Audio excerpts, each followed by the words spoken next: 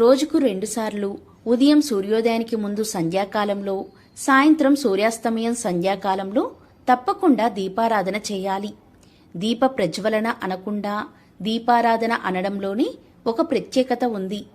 దీపాన్ని వెలిగించండని చెప్పలేదు, దీపాన్ని పూజించండి అన్నారు మన పెద్దలు.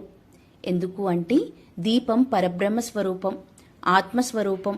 మనలోనూ నిత్యం ఆత్మజ్యోతి ఒకటి వెలుగుతూ ఉంటుంది. అందుకే మనం జీవించి ఉన్నాం. దీపంలోనే దేవతలందరూ ఉంటారు.